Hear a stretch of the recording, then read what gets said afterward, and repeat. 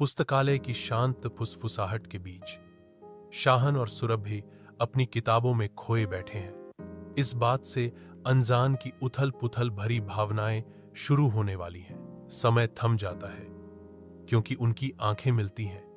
उनके बीच एक मौन चिंगारी भड़क उठती है जो उनके शांत जीवन के मार्ग को बदल देती है। सुरभि की उज्जवल मुस्कान में शाहन को एक ऐसी शांति मिलती है जिसे वह पहले कभी नहीं जानता था। अपने विचारों के मौन अराजकता में एक प्रकाश स्तंभ। इसके विपरीत सुरभि को शाहन की शांत शक्ति में सांत्वना मिलती है।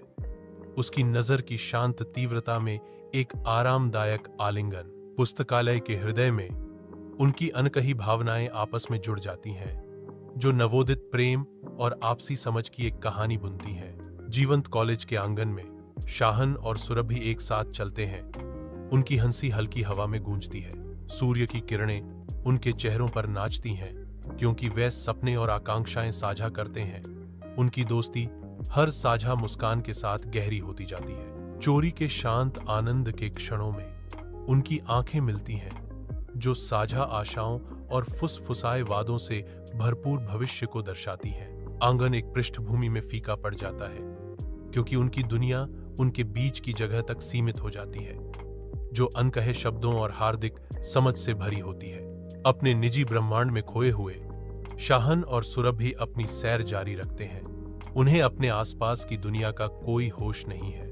हलचल भरे कॉलेज के दिल में उनका रिश्ता चमकता है, युवा प्रेम और अटूट समर्थन का प्रतीक। सुरभि शाहन को दुखद खबर बताती है। उसकी आवाज कांप रही है, मेरे परिवार ने मेरे लिए किसी और को चुना है। शाहन उसे सांत्वना देने की कोशिश करता है।